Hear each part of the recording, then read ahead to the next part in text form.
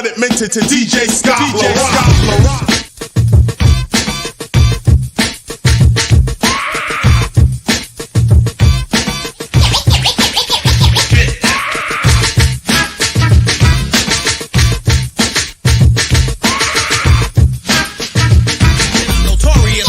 Like a jelly bean. I'm hip-hop. Hip-hop. Hip-hop. Hip-hop. Hip-hop.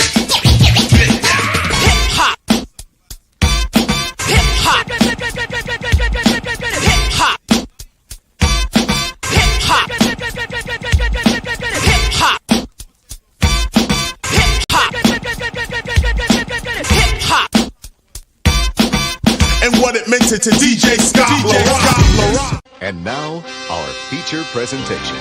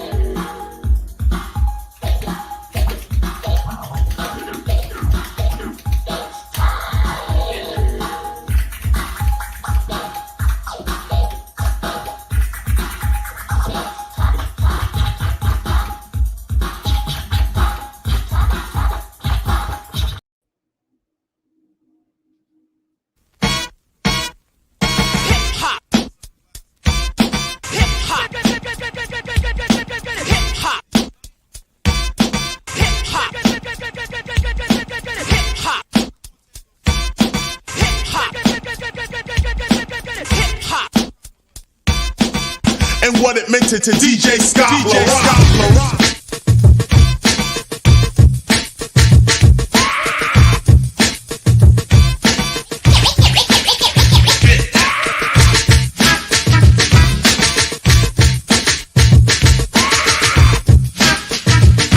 Notorious, I crush you like a jelly bean. I'm hip-hop.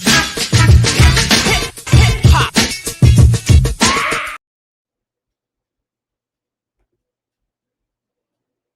Hey, we looping, Black. Could you hear me?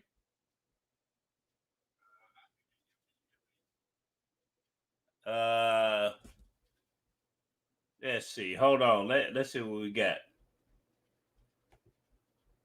Because you still got the picture of Kendrick Lamar.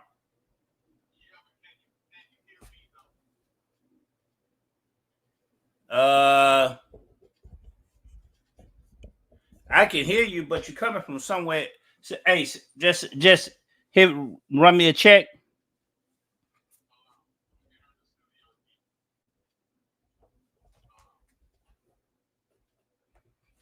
Let me see something. Let me check my audio.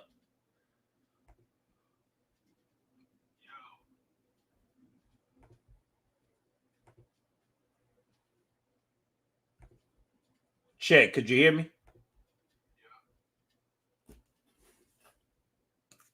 Hold up. Say it again.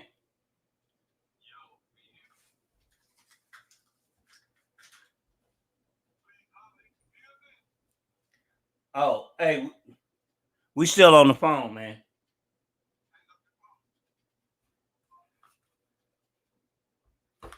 Holla if you hear me. Oh, yeah, we good now. We good now. All right, we good. All right, let's see. What up with it, man? What up? Facebook, YouTube, what's going on, man? It's James Davis. We got DJ Black Band. The Hip Hop Corner. We Let me see. Hip-hop. Hip-hop. Yo, I can hear it now. Hip-hop. Hip-hop. Hip-hop. Hip-hop. And what it meant to DJ Scott.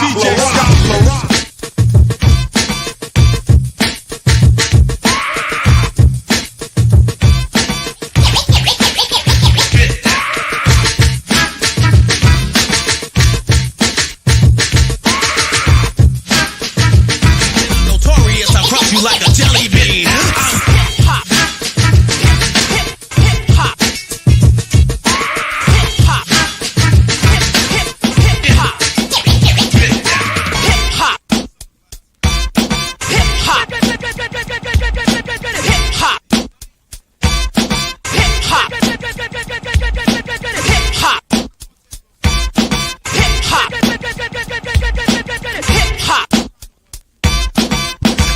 Submitted to DJ Scott. And now, our feature presentation.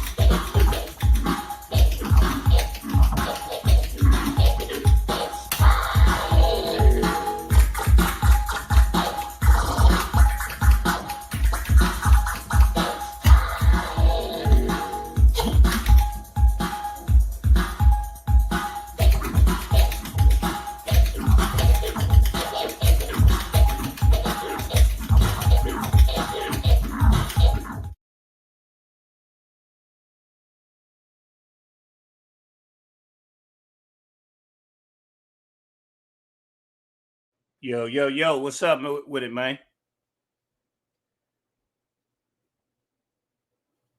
Facebook, YouTube, what's going on? We live. Check this out. This is James David. We got DJ Hip hop. Blackman. Where you at? Sunday. Man, we just doing what it do. We just in the building right now. I mean, what you got going, man? I got my hip hop partner in crime right there. Yeah. Jack Grizzle, what it is, homie? What's up with it, man? Let me know what you got going on, homie. Man, shoot. I can't hear you at all, homie. You can't hear me? Let's see. Peace. Go to your audio settings. Go to settings and then Can't hit hear audio. me. Oh, yeah. Go to settings and hit audio. What you see? Can't hear you. Get back on your phone. Okay.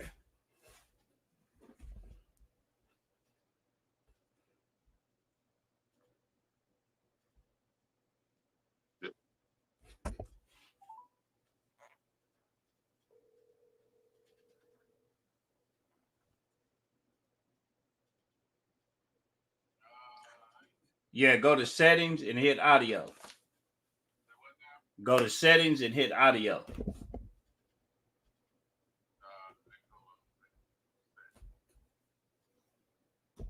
Hit audio. Yeah, I can hear you. Yeah, I can hear you. Oh, I can't hear you without the phone.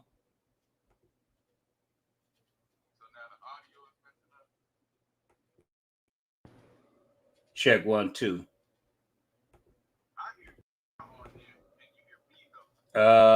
No, not through the headphones. What did you do? Okay. All right. Oh, yeah. Unmute it. Okay. Did you go through the settings? What's the settings saying?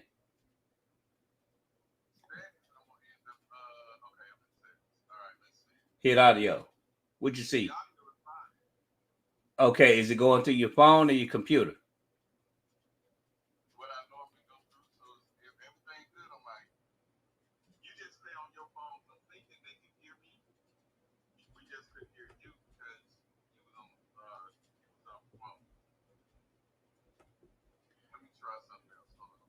Okay.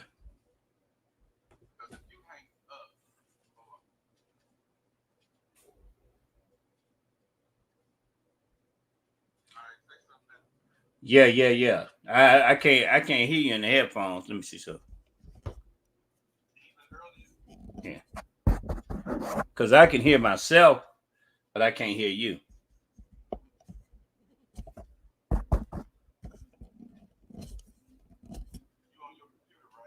Yeah, I'm on my computer. Let's see. Audio.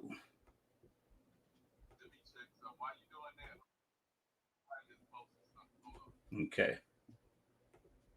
What it do, Tater? I see you. I see you, Tater. What up with it? Hey, Tater, can you hear me at all, Tater? If you can hear me, hit thumbs up. What it do, Pat? Tater Gator, can you hear me?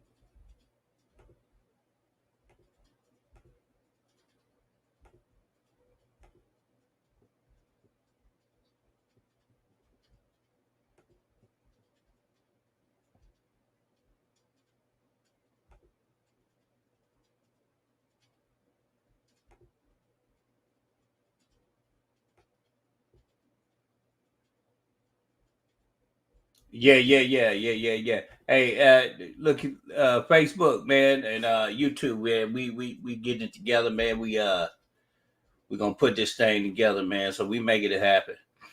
Rich, what's up? Richard Bailey, what's up with it, man?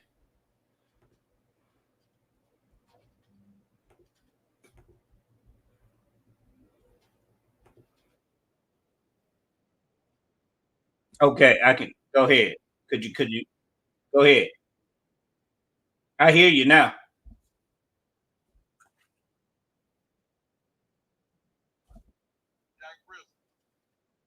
Hold on. Man, I thought no, that's on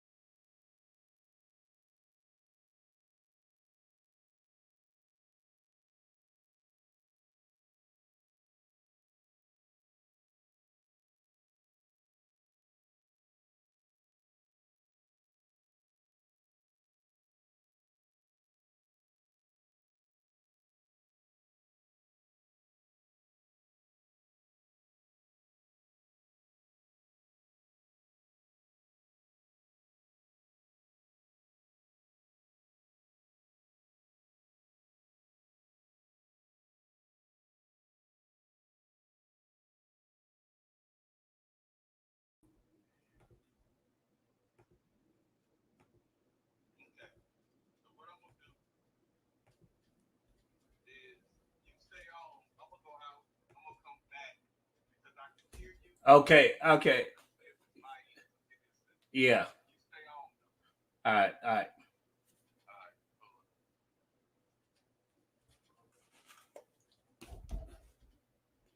Check 1 2. Hey, Facebook, man. We getting it together. Gonna make this happen, man. This the hip hop corner.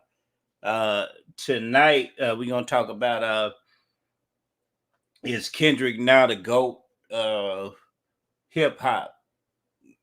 The term GOAT came from LL Cool J. He was the actual rapper that really coined the term GOAT.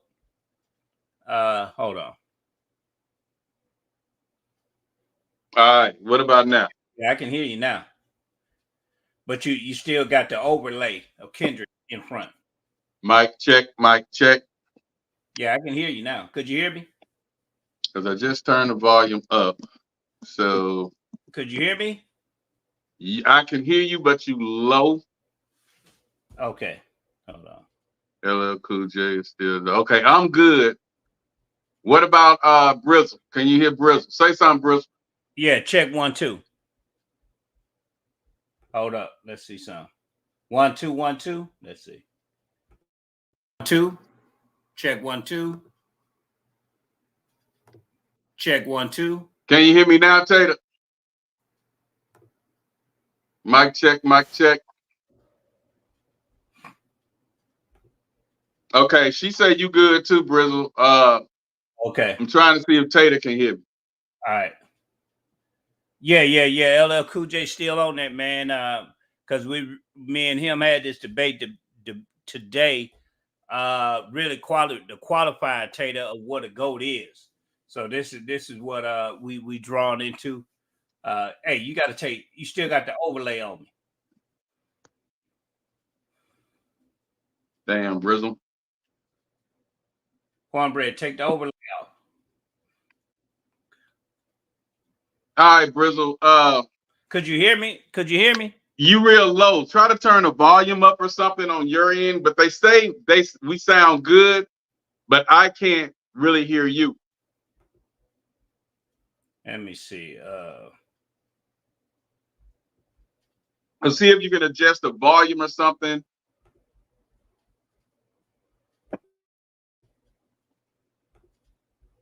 Let me see. I'm gonna try to play some music or something and see if I can check hear 1 something. 2. Hold on. Check 1 2. Check 1 2. Could you hear me now? Hold on. It may be me. Hold on. Just stay on. Hold up. I'm gonna go to YouTube.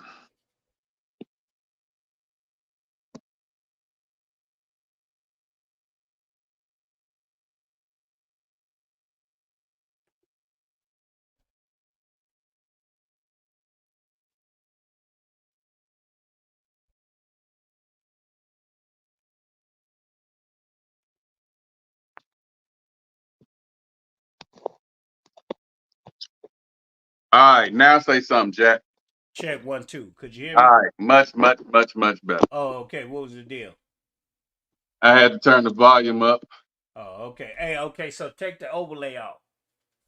Oh yeah, we getting ready to get in it. Oh, okay. I put that up there till we got it right. Oh, okay. All right, what it do? What it do? What's up, It's Facebook? What's up, YouTube? hip hop in the corner. Just doing what we do on a Sunday. Yes, sir. Just on a Sunday. On a Sunday. Yes, sir. Yes, sir.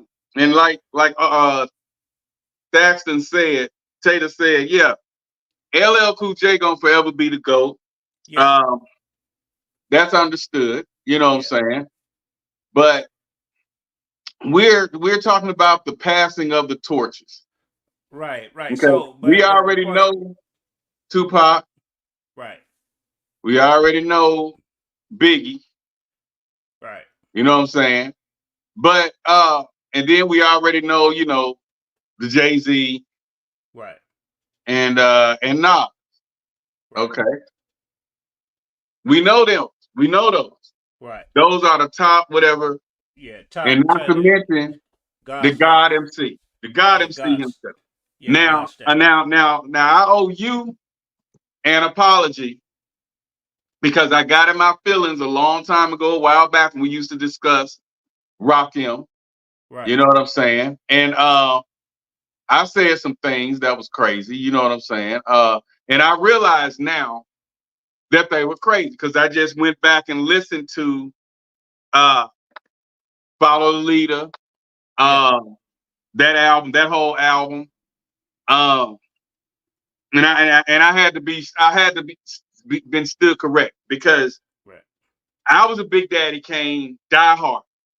So Right. when Rakim came out, you wasn't being objective. You had to see it yeah, from some other lens. Yeah. because I was more, and then I know when he came out, he was up under Molly Mall, Yeah. and he was sounding like Big Daddy Kane. Some of his flows back then, he kind of got the cadence from Big Daddy Kane, and so, and then I didn't like his voice, like I said at first. That check out my melody. My name is Rapping My Lord, and in this minute, and they disagree with I me. think. Wave your arm, like his nose was stopped up, and he was rapping like Frankie Smith from the Double Dutch Bus. And I was like, I wasn't feeling it. Okay. But they played. It was after Follow the Leader. They played this other song that came out. The second release after Follow the Leader. The release that was after Follow the Leader. Man, and he was flipping on that joint. Lyrics of Fury. Lyrics of Fury, dude. You Lyrics of Fury. Yeah, that's my favorite When I song. heard that though, just the Yeah. other day, Yeah. I say, okay, because I could sit back all day and say he don't have the material because he only made 3 studio albums. Yeah. But that didn't put him. I mean, that still put him in the GOAT talk. Yeah, Biggie because didn't have that many albums. let That me still say put him in the GOAT talk. let's say this, Black. Define what GOAT. What is a GOAT? Is GOAT a name or is it an acronym? What does GOAT stand for? Greatest of all time. Greatest And of all LL time. created that. LL created the name GOAT. He coined the term GOAT. It's actually an acronym. The greatest of all time. And right now we are establishing um, marquees or points would constitute what a GOAT is. That's what we're doing. The talk started with dealing with Kendrick Lamar and Drake. So this is the current battle right now. Really, and it got serious in L.A. In the West, dealing with Kendrick. And one DJ said that they're not even playing Drake's music in certain parts of LA. They don't even let it spin. So they threatened the DJ for even playing Drake's music in LA. So it got serious. But that's what the term GOAT means, is greatest of all time. Is actually an acronym. Go ahead, Black. And You're like I speaking said, on Big I'm gonna Daddy. always You're say speaking on Rakim. You're speaking on Rakim. He didn't have that many albums, Right. but it's how he came in the game. It's his impact. His impact. It was a big impact. Yeah. And we haven't seen an impact No. like he did in today's rap. The closest Right. to somebody just coming in the game and running it like Rakim did, I have to say musically, like coming in at the same level and then elevating would have been your Drake. Because he came in with the J. Cole's, the J Electrics, Electronics. He came in with that whole little clique. Yeah. Big Sean, all them, Fabulous, all them kind of came in at the same time of the game. What year we looking at? Let's It look had at, to have been let's look at around the 2006, 2009. 2009. Yeah, Google the artists that came out 2009. A rap artist. Yeah. Okay. Cause I know dealing with Drake when he was with Young Money and they Nicki Minaj and Wayne.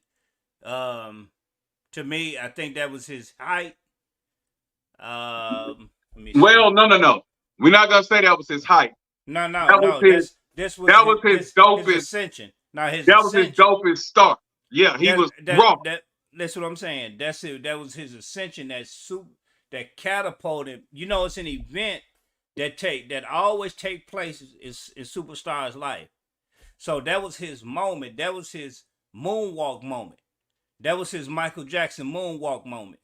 That Michael Jackson's I'm coining that frame, that moonwalk moment, because after Michael Jackson did the moonwalk, it catapulted him to success with Billie Jean. It catapulted him from that point on, seeing him on Motown 25. So Drake's moonwalk moment was when he was with Young Money, and it catapulted him because they showed. I went back and looked at clips of him being in Canada. I didn't really too much hear it. I know you deep dive and heard him in Canada. I didn't until I seen him on the rap show on BET. I don't know what they have now, but that's when I seen him.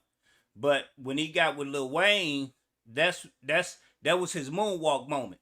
Was when he was with moonwalker moment is when he got with Wayne and Young Money, and he just took off from there. So so that's where I'm at with that. Okay, so when he came in the game, and he running it right now. He ran the game. Now, the problem with Drake and the reason we don't put him in GOAT talk, that Young Money Drake that you're talking about, the Drake then when he went and got with Rick Ross, all that, he saw when he started collaborating, okay? Yeah. And he saw the crossover success. Right. And with that crossover success, he realized, I want to be a hit maker. Yeah, I can sit here all day and try to be this spitter. I can spit. I can hang with the J. Cole's, the Wale. He can get in there, but he knew lyrically he really wasn't on their level per se. But plus, even if he thought he could be, I think once he got his taste of that crossover success and he skyrocketed to the top, everybody wanted features with him. He was like the golden child of hip hop. And then he was like, okay, I'm gonna let you guys keep brainstorming and freestyling and in the cipher and doing y'all things. I'm finna do like the big rappers do, that's top tier. And I'm getting ready to get me some. I'm gonna write like on a 12 song thing. I'm gonna write 7. I'm gonna let somebody write 5. I'm gonna let some collaborators come in. I'm gonna pin mine, but I'm gonna get a hook from here. I'm gonna say, hey, what's out there? What's hot? What do I need to do? And I'm gonna feature it on the album.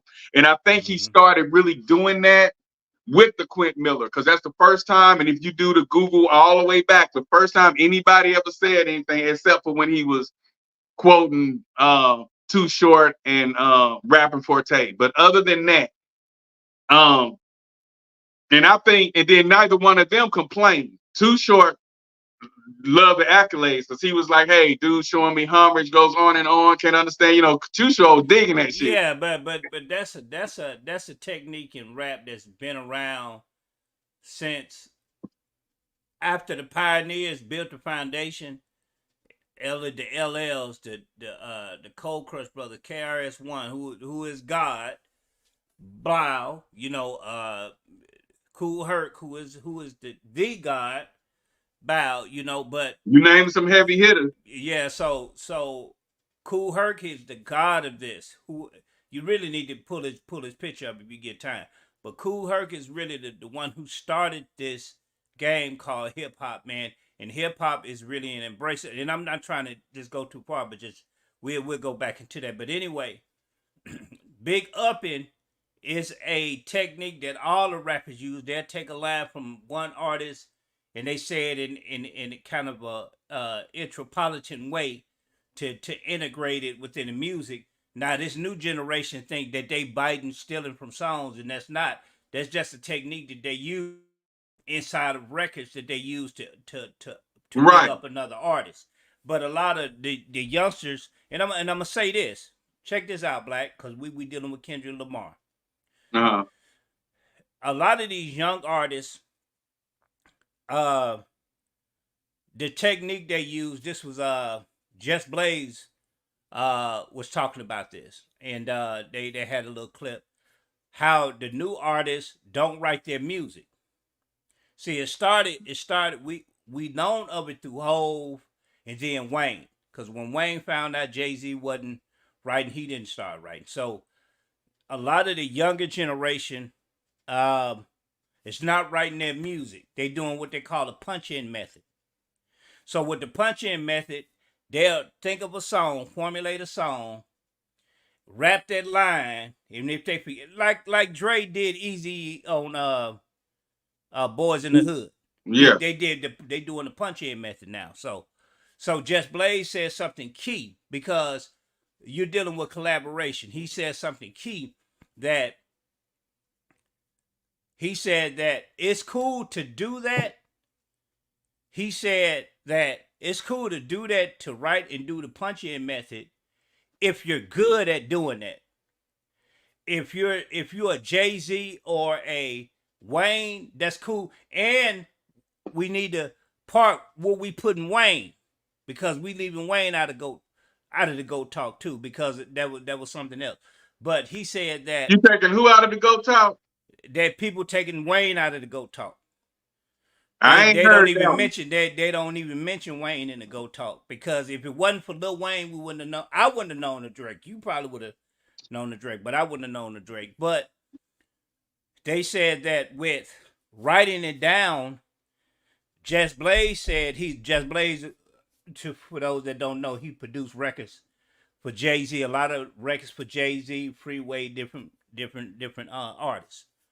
He said that artists that's doing that's of the new generation is sounding canned now. That everybody is sounding the same. And there's no uniqueness to it. It's like to me right now, the state of hip hop, it's like it didn't reach the ceiling. And the reason why we ain't have no change in the guard with Drake and the battle with Kendrick was so key, because we seeing two juggernauts go at it, because we haven't seen that in such a long time. Okay. So now the span of doing Jay-Z time, man, you had Jay-Z, you had Nas, Missy Elliott, you had all these heavy hitters, DMX on Tuesday. You remember Tuesdays when the albums dropped? We had to choose from who we was gonna choose first during that time, but now not so much in the streaming era, because music can be digested so much. But he talked about the writing style. He said that punching method is really taking the creativity from some of those artists, because they're not on the scale of a Jay-Z or of a Lil Wayne, because they're not really homing their skills. They just penning verses and just putting stuff together. And these artists that we really just don't know. You know what I'm saying? So that dealing with that in the GOAT talk, being a GOAT is being good for a long period of time. Okay. You see what I'm saying? So not falling, not you got this, and you hot for about 2 or 3 years, because we know rap artists probably last, how many albums a rap artist will last when we were coming up? About 3-4 albums? Yeah, 5 four. albums? Four, Well, and then how is it now? How is it now? I mean, actually, they used to do about 5 back in the gap. Okay, so right now they don't really focus on albums right now. So I understand in the age of streaming, you know, they don't really focus on the album. They'll roll out a single, burn that single out, roll out EPs, burn them out, take a song, remix it. That's what they do now. So I get it. So, but times change, and I get it. It's just the old way of how things were done. You know, it's just that's where the GOATs are, and the GOATs are always in the conversation, regardless of time and space. GOATs music is timeless. I can put a Hard Knock Life on right now at a bump, even in 2024, and it was made in 1998, 1999. John by Lil Wayne and Rick Ross. It's these timeless records that we can remember off the top of the head, that we can remember from years past, and it's still going on. But as time consumption and music consumes, we really don't know what the hits are. You can kind of, if you're not really keeping up with the pulse, you know, the shelf life of music now is kind of limited. Yeah. That was somebody was trying to say on a post that I did when I was talking about some songs that Drake had written for other artists. Mm-hmm. And she was like, okay, well, we know this one, we know that one, but those shelf lives wasn't that long. I'm like, hell, ain't none of the shelf lives and none of this new stuff long. But why is that? Why is that, Black? Because the younger generation, it's a faster generation. Just like back in the day, songs could last 6 to 10 minutes and you never got tired of it. Right. You know, Zapp and Roger. Yeah, you're right, Maso. It is a poor work method, Maso. You know. And so when those the younger generation, the attention span is not that long. So that's why songs went from 6 to 8 minutes down to 3. Yeah. And now they really want right before you get to 3 minutes. The perfect song is like 2:38 now. Yeah, 2:35. That was about to say about 2:35. Yeah. So it's like, but and I be thinking that's just the intro, but that'd be the song whole song. You know, because one of my favorite songs is that that Boss Man dude I told you about. Yeah, Boss Man D-Lo. D-Lo. And he just come in there, school that around fucking ticket. You know what I'm saying? Yeah. And pair of shoes, $12.50, you know, but the song come on and then he go out. I'm like, once you get grooving into the song real good, he is going off. Yeah. And that's what make it so dope, because you want to hear it again and again because the shit's so fucking short. I don't even think that song 2:30 something, because he just pop in there. I was bad in fucking school. Now I'm trying to dodge the sentence. He do the whole verse, and then when he get through, he just say that one more time, and then he go out. Yeah. And he that dude there, to me, and the underground rappers, I call them like the underground rappers. But he's going mainstream because he's connecting with the mainstream people. But those rappers are so dope, but they're just behind the scenes, because we got the big, like you would call them, juggernauts, like the J. Coles and all them, that's taking over the mainstream hip hop. Okay. So D-Lo, he gets to play. The Baby, he gets to play. Lil Baby gets to play, but for some reason, they not jumping in the front of the ones that's out there. You know what I'm saying? The Kendrick Lamars, the Drakes, the Lil Wayne. It's politics too, though, Cornbread. Black. It's politics too.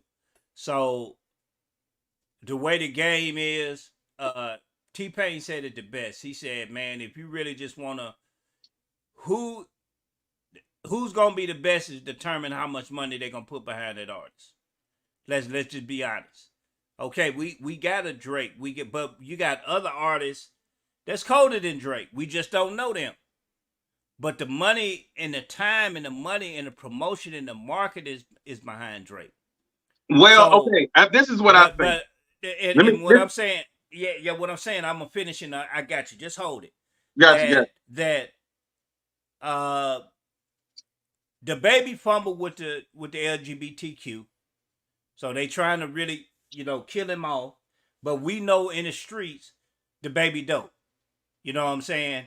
Lil Baby dope. But you got to manufacture a way to get this person back, his public image back up.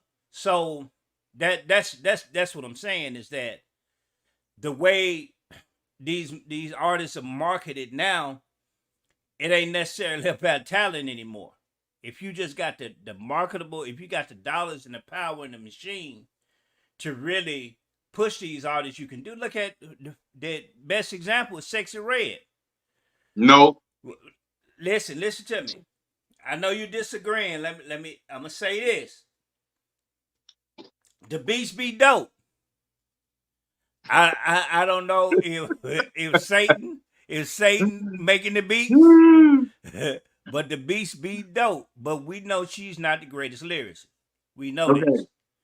You know what I'm saying? Right. But the music, whoever making the music to fit the mood of the records, the way they putting this music together, I don't know why it sound is dope. I don't know if they in the lower, I don't know what's going on. Satan may be making the beats. I don't know.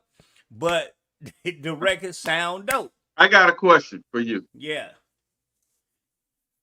And we're trying to stay on task of Facebook and YouTube, because we're gonna be dealing with Drake, but we're dealing in general GOAT talk. Yeah, I mean this is a hip hop podcast. We talking hip hop. We're gonna go back and forth with the topic, but we're doing hip hop. What determines? I mean, I saw you said her lyrics are not what it do. Okay, right. That don't stop you from creating a hit record or becoming a staple in hip hop. Now, But everybody can't rap like LL. Just like we were saying earlier, Luke Skywalker couldn't rap worth a damn, but he's still a staple in hip hop. So is Hammer. So is Vanilla Ice. All of these rappers. So I say rap, hip hop is so big now that you have different categories, different styles of music that breaks down within the hip hop umbrella. So we can't have, if everybody rap like Nicki Minaj, you know what I'm saying? Sexy Red has her place. Glorilla has her place. True. That's true. If I want to play something in the club, I'm bumping the shit out of Sexy Red and Glow. If I want them to get up and shake their ass, I'm bumping Megan Thee Stallion. If I want some lyrical hip hop, just playing a medium tempo, I'm gonna bump that Cardi. If I'm going for lyrics and I just want to hear some hardcore spit lyrics that make you say, damn, I'm bumping Nicki Minaj. So now I have different forms of hip hop that I can listen to. You know, if I want to be thugged out and gangster, I'm Zorilla. You know what I'm saying? I'm bumping that Glow. So it's like, I respect, and this coming from a DJ's, of course, not a fan or not just what I like. Right. I understand every form of hip hop. Right. And so when I hear people try to say, like when Sexy Red was talking with Andre 3000, and they say a lot of comments were saying Andre 3000 should have told her she need to rap better and should have showed her how to rap better. My thing is that ain't for him to do that because he understands her place in hip hop. Just like Sade, MC Sade, we understood his place in hip hop. The Crisscross, the Jump Guys, the Brat, we understand they place in hip hop. Brat hardcore. Crisscross was appealing to the kids, making them jump. So I understand people might say, oh, that's bubblegum, but I also understand his squad. I understand Redman, the dopest motherfucker. I understand Wu-Tang Clan with Method Man coming out of there. I understand Face Mob. You know, so it's like everybody to me as a DJ and a hip hop pioneer, because I've been in hip hop since it began, I understand everybody's place. So when the newbies come in there, the 90 hip hoppers bust on the scene and that caught the tail end of the Dr. Dre era, the ending of Tupac and the ending of Biggie, and then they picked up hip hop and went forward. They don't understand the struggle and the pioneers from the Grandmaster Flash and the Furious Five to Run DMC, crossing over with Aerosmith and creating Walk This Way. Oh man, that was so big. We never saw nothing like that before. Right. We never saw nothing of a crossover. And then when it stopped, Russell Simmons was a mastermind putting him his brother D. Then when we didn't hear from that no more, here comes Jay-Z with Anthrax. Yeah. I mean, it was our Public Enemy first. Then Jay-Z started messing with the rock and roll. And then Lil Wayne got with the rock and roll. So, you know, it was just showing different forms of hip hop. And it's a place and a time to listen to it.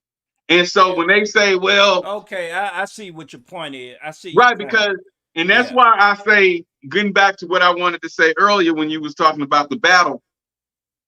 The battle was cool. It was needed to shake and wake up hip hop per se, but it was a mismatch battle. You got a pop star hit maker going against a hardcore lyricist. And to me, them together battling, that sucked because, I mean, even though Drake hung in there until Kendrick did the back-to-back, 2 songs back-to-back and just shut everything down, they really had no business battling each other in the first place. Drake was the king of the charts per se because he got all the hits and he dropped an album every year. Boom, boom. He got over 300 songs in the top 10, you know, and all that shit with Billboard. My thing is why they don't have in this generation that passing of the torch, man. Because we had the passing of the torch. We gave homage. Man, I done rocked this thing for 15 years. It's time for me to move on. I'm gonna tell you why. I'm LL. I'm finna go and pass this to Jay. I'm Snoop Dogg. I'm finna go and pass this to Kendrick. And he did that. But this is You the see what I'm reason saying? why. But it's like within Kendrick and Drake's era, that passing of the torch, because you just got people they just not as good as Drake and Kendrick and Cole. This the holy trinity. Eminem, Jay-Z, Nas, Rakim, those that's God status. That's up there. They in the class of their own. They doing their thing. You can't compare them to nobody because they did so much. They just in the conversation. But when you dealing with the elites in the big three like J. Cole, Kendrick, and Drake, let's just be honest. That's the big three. We just gonna be honest. Only reason they the big three. That passing of the torch is just not because it's so much music now, man. It's so much damn just news bulletin. Kanye and Ty Dolla $ign, they just dropped Vultures too. Just surprise album, they just dropped it today. So you just got so much music to consume. You know, it's crazy. You just got a lot of music to consume. But the reason of the passing why of the torch has been stifled. They're not gonna. The younger generation, number one, they don't believe in showing homage. They want to say, "I'm just better than you." Right. You old. You need to sit down. So that's why it's no passing of the torch. Then they not better than us. They not better. So that's why it's no passing of the torch. And the reason that Kendrick and did what he did and Snoop them passed the torch is because of that big impact of what he did. That song, the uniting of the West Coast. So they had to do it. You get what I'm saying? It would have been unjust if they didn't do it. You see? So the thing that gets me with the and like I say, I like both artists. It's just that I'm more familiar with Drake because he put out more material. Right. Dr. Dre can drop a song today and go platinum. And we don't hear from Dr. Dre for maybe 6 to 10 years at a time. Kendrick is it falls in that category. And Dre said it. He said Kendrick is that artist that he can always be relevant when he want to.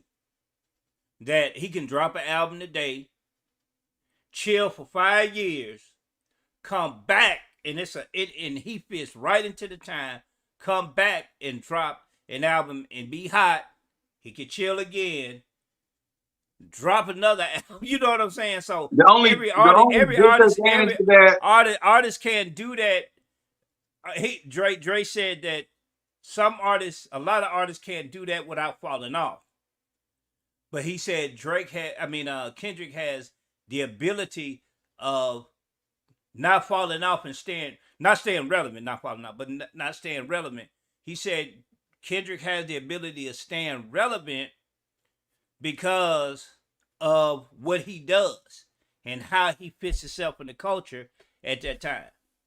The only disadvantage to that is you don't have as much material. So it's like, and then it's a culture album though, Black. You got to look at it. That's what I was going to say. Yeah, it's a culture album. That's what I was going to say. But then again, he drops for the culture.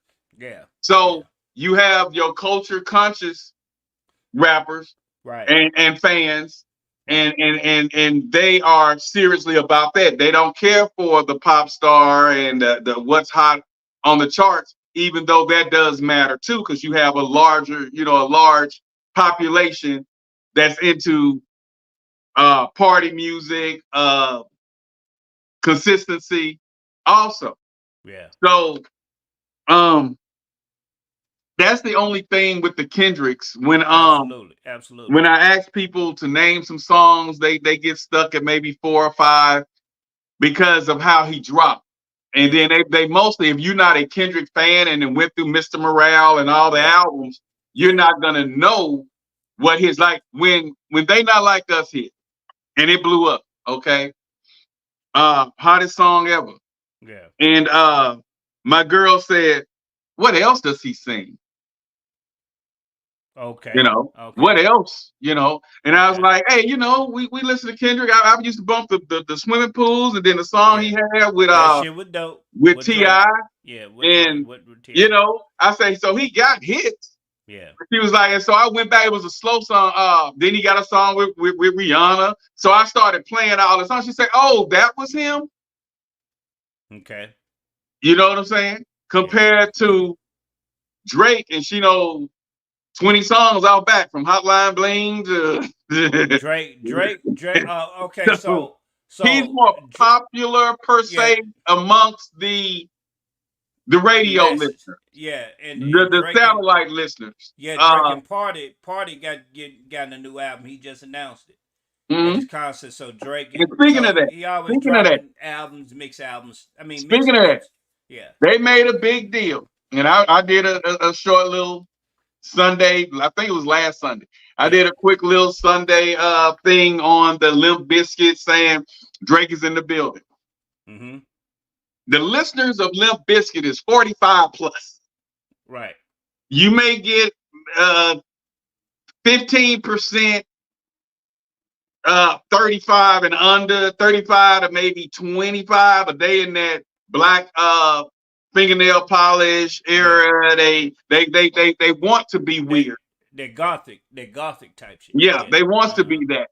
So they made a big deal. Oh, they hate Drake in Toronto, blah blah. But if you listen to the audio, he said Drake is in the building. A drunk white girl said bullshit or whatever, and then the guy kept saying more Limp Bizkit, more Limp Bizkit. And so I'm telling them it's like this: if I'm going to a Glorilla Moneybag concert, and then they announce Kirk Whalum, which is a jazz musician, jazz musician. If they announce he's in the building, I'm dranked up, I'm danked up, I'm trying to turn up, and you naming a jazz singer, me and my partner's gonna boo that shit too, because we came to get loose up in here. We didn't got our drink in our system. If we get high, we already high and stoned. If we jigging, we ready to jig. And then you gonna say we got Kirk Whalum, which is from Memphis as well, is in the building. We gonna boo him too. Yeah. So now they reaching, because Party Next Door was just in Toronto Friday night. Yeah. He brought Drake out on stage, and here's the reaction.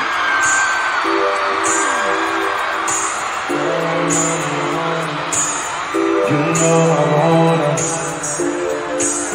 keep giving me loose. Hotter than L6 in the summer day. I want her, you know I wanna. Yeah. She keep giving me looks. Girl, I know you wanna. She's a spice, right? She heard the tape. Wanna give me the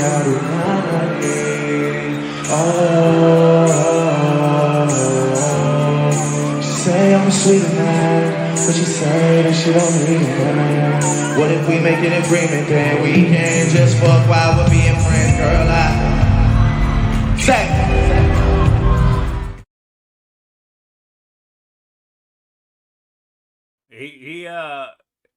And that song dope. Yeah, it's Drake called that guy, man. Drake that guy. It's called She Wants Sweeter Man. Yeah. She thinks he's the sweeter man than the man she dealing with, so she wanna get with him because he's the sweeter man. And if you go listen to that song, basically unreleased. So in that concert, he did songs that he don't normally do. Right. But they called him out on stage, man. And when I tell you that dude tore the crowd up, but they hate him in Toronto is what with the Limp Bizkit thing. They didn't understand that it's a different genre of music, different demographics of attendees. You get what I'm saying? So they're not going to when Limp Bizkit came out, actually they started the band in 94. They blew up in 97. So if they're a mid I 90s wouldn't have known Limp Bizkit if Limp it Bizkit. wasn't for Hov. If it wasn't for Hov, I Well, wouldn't have known actually, Limp they were Bizkit. on Lil Wayne's label. They was on No, Young Money. I wouldn't have known of Right. them. You know what I'm saying? So I don't got no problem with Limp Bizkit, but to add on to what you're saying is that they was trying to say the same thing about Hov when he was rapping at Tom Brady's Hall of Fame introduction, but he was in front of rich white people. This a older crowd, probably our parents' age. They really don't listen to Jay-Z. So Jay-Z done fell off. No. Jay-Z still that guy. Jay-Z still going across the globe, cutting up, and this ain't no manufactured this, that, and the third. So I know that people be reaching. I agree with you on that. Okay. I mean, Drake that guy, Drake Neo right now. I'm just saying that Kendrick is Agent Smith. That's all I'm saying. And I'm saying that too. I just say they have no business going against each other. Yeah, they just both of them don't. You know, they dope in their own era. Right, Drake is a hit maker, and that's why in that song he said, "I am a hit maker." He's admitting he is not on the same level as a Kendrick Lamar, as a Eminem. Because I like rapping. I like rapping Drake. I like I'm on one Drake. Right. Well, Kendrick said he like Drake with the melody. Trophy Drake. Yeah, Trophy Drake. Yeah. I like Drake. I like them all because I went like that song that just played. Yeah. When you get a chance, listen to Sweeter Man, because what he's saying, I'm listening to his lyrics and what he's talking about in those songs. Just like a lot of people when Al B. Sure first came out, they was like he wasn't singing. They was looking for Luther Vandross and all that, and they wasn't accepting his falsetto. They was saying, well, he can't really sing. When Keith Sweat came out, he can't really sing, and I agree. But but that's some street man. But Keith Sweat is for that man is in the club. What got me slow dragging, Sweat, you know, is what he was singing about. What he was singing. Then I got into it was the rhythm, because I'm a music man first. Yeah. So before hip hop and all that shit, I still was music. Yeah. So when I heard him singing, I can sound like Keith Sweat, and I can hit every note that he hit, because he ain't a Luther. Right. So when I get into the artists on what they're saying, and can I make myself relate to a time when I possibly went through what that song is talking about? Right. So the Sweeter Man is saying that the girl just look at him and she want to get with him, he want to get with her, but they not making that connection. She was like, well, she got somebody, and can they just be friends? And so he said, well, since that's the case and we want each other, can we just fuck while being friends? And so I'm like, okay, I'm feeling the song, then the music. When you go back and listen to the music, It has a kind of Princey kind of persona to it, where he getting them bells hitting in the song. So when you get a break, go look up Sweeter Man. It was unreleased, and they was like, all the comments like, why he didn't release this could have been on this album, because the song is actually dope. And but you gotta understand how they fit records and put records in A&R. They saying that A&Rs really ain't at labels anymore. You know what I'm saying? They help, the A&R help the imagery, find the producers for certain songs, find the writers. So sometimes you can have a good song, but it may not fit that album.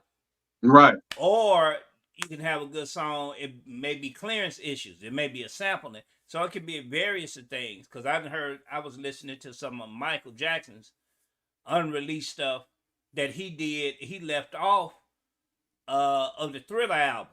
And it was dope. You know what I'm saying? He got a song called Sunset Driver. That was more the off the wall era but it was left off the album because it didn't fit the concept of the album. Right. So people got to understand that as well. Now, could he just took it out and just put it out there as an unreleased track? He could have, but the days and times different on how they consumers, how everybody consume music nowadays.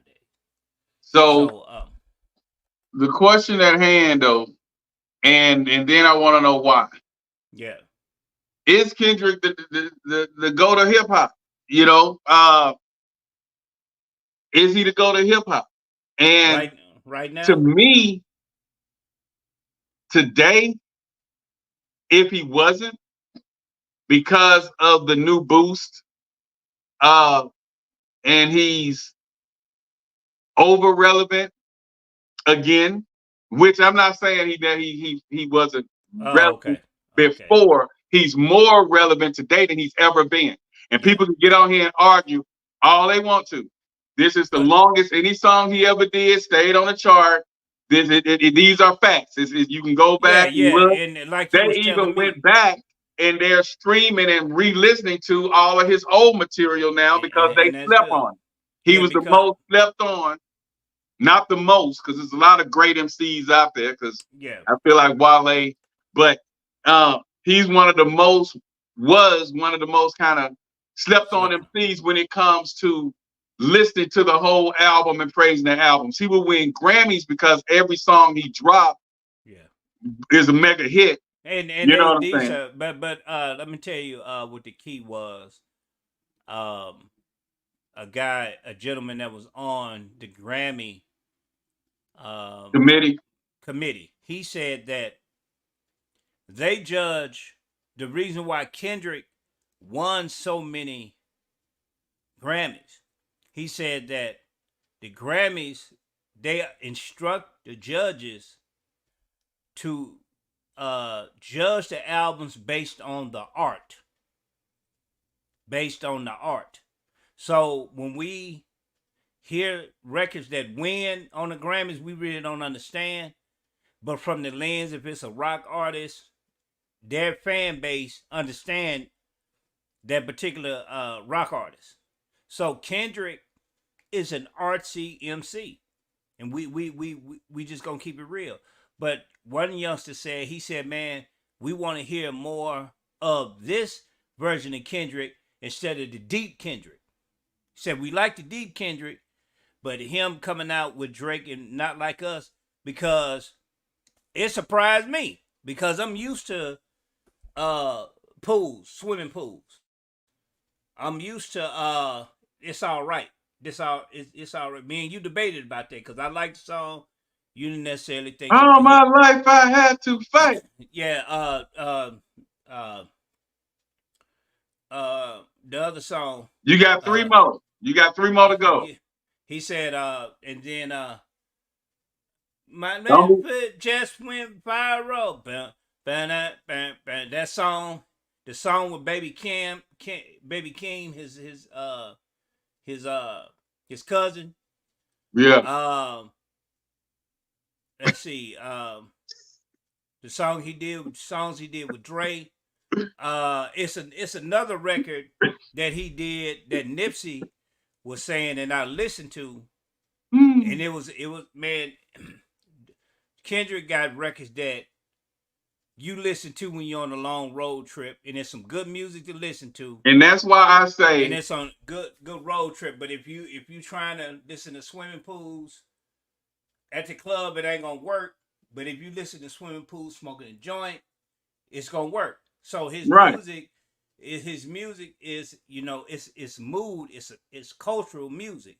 That's how he right. was able to And that's why I win those say Grammys. they had no business even matching them two. The only reason that they got even matched is because of Drake's success on the Billboard charts and his popularity. Yeah, So actually, what I think the industry wanted to do, what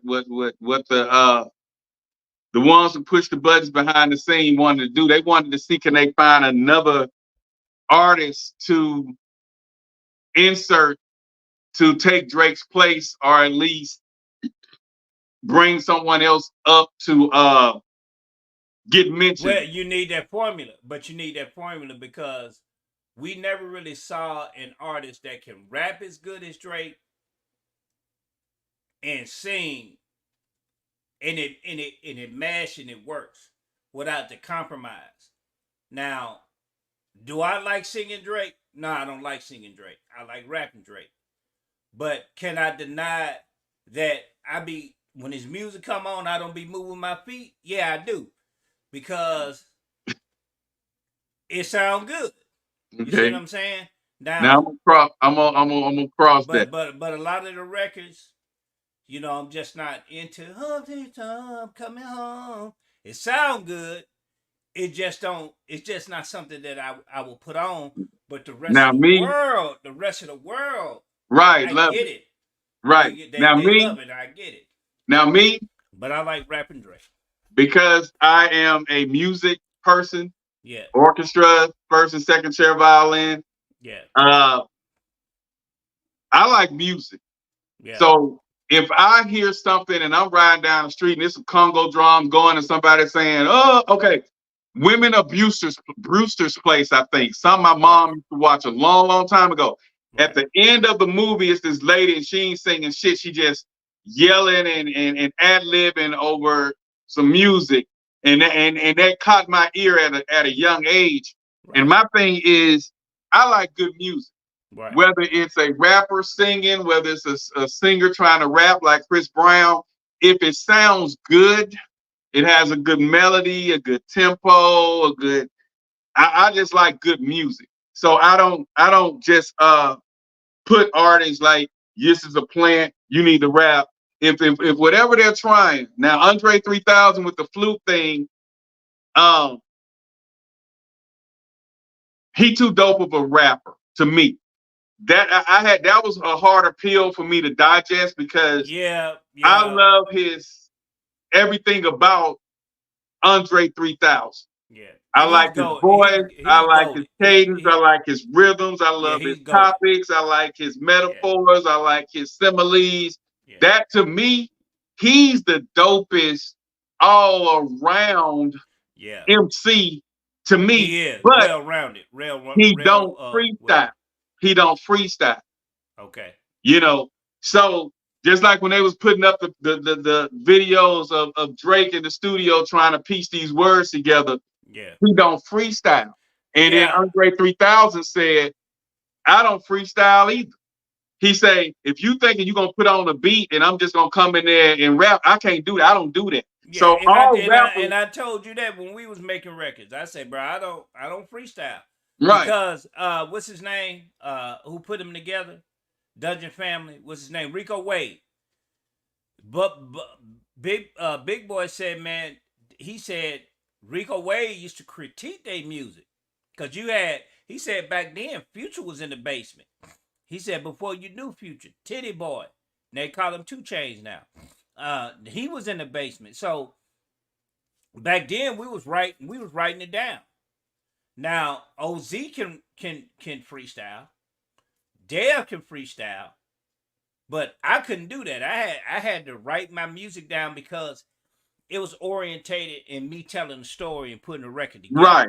So it wasn't necessarily, it was just when I saw the video that everybody was trying to say about Drake, when he was saying I think he was with Funk Flex and he kept saying, and I said and I said, that's like me telling you about a rhyme that I wrote and I'm trying to remember my dope punchlines and I'm telling you, and I said something like, and when we've been on the phone and I was like, and I said something like, I did this and that. But if you go and listen to what he was saying, it was dope. You know what I'm saying? But he just wasn't putting it together because of the beat. And I played a video of Kendrick trying to rap to a beat and Kendrick was lost in a motherfucker too. He like, cause we are the best. And he was just trying to come off the dome. You gonna have the moments, and then this was, so because I know I couldn't do that. I knew my place. Me personally in my life, man, I know my place. I know where I'm good at. I don't try to, do what others do if I know I can't do it. What Jig said, he just said, you put it up. That's yeah. Yeah, then let me. Once you address that, I'm gonna address it too. Nah, yeah, I was just saying. He should have stuck to club songs and love ballads. He messed up when he tried to do the gangster rap. Lil Wayne told him, "Don't cross over the gangster rap. Stick to love in the club songs." He said, "What he said?" Drake, Lil Wayne told him, "Just Lil Wayne was telling Drake, don't jump out there and try to be gangster." But what he not understanding, the person who said that, the deal was this here. Drake was always he made more than just that. Even that song "Who Wanna Mess With Hollywood Cole," and he was saying stuff. So he always kind of boasts how he felt. So when they say gangster, I don't really get what they're saying when they say gangster, because he was making more than just love ballads. If you go back and listen to "Made Man" by Rick Ross, when he came in there, he said something, riding through the city, cup full of Henny. Name a rapper like me in this here, I don't know many. I say shop my driver, Lauren. So he was always kind of going off. And he was just amazing. Yeah, and that own one, man, that own one was, man, that was just a Voltron style of dope ass artist putting a record together that was dope. You know what I'm saying? That's the Drake, like I say, that's the Drake that I like. Right. I mean, and I agree. Because he came out. The ladies love the ballads. The DJs, the ladies love the ballads. I get it. But that Drake. Oh, yeah. The Drake. The Aftermark. Even in Aftermark, okay, when they say gangster, he ain't really making no gangster songs. He just defends himself in them songs. So I feel like he ain't coming out saying, "I'm gonna shoot you." He ain't coming out rapping like Ice Cube. Yeah. He ain't coming out rapping like Eazy-E. He ain't coming out rapping like Ice-T now. Yeah. He just say, "You do this, do that." He just rapping, just spitting, and anything anybody gonna do. And so he stayed in his lane. And even with the Kendrick battle, it was more of a capping. Even in the what was the other guy, Meek Mill, it was more of a capping. Even when it came, that was a Mishmack battle. That was Mishmack. Well, the only reason that it was, and it wasn't blown up behind Nicki. Let's go behind Nicki. Let's just go on with the elephant in the room. Yeah, but it wasn't as blown up. And old boy called Drake out, so it was kind of different. Old boy called Drake out. Yeah. And then so he called him out. So Drake like boom. So he got called out. And then my thing is this: they want a big idea about him. He got cocky with 21 Savage, sneak dissing. Drake, Jay-Z, Lil Wayne. That's what they do. Sneak diss. That's sport. It's sport. That don't necessarily mean that gangster to me. Define first, Tony. I want Tony to define what gangster rap is. Okay. Because but what I'm saying, who really do? Because Hov don't sneak this. You don't really see. Okay, because I don't want to reach. The only person I really seen do that was Drake.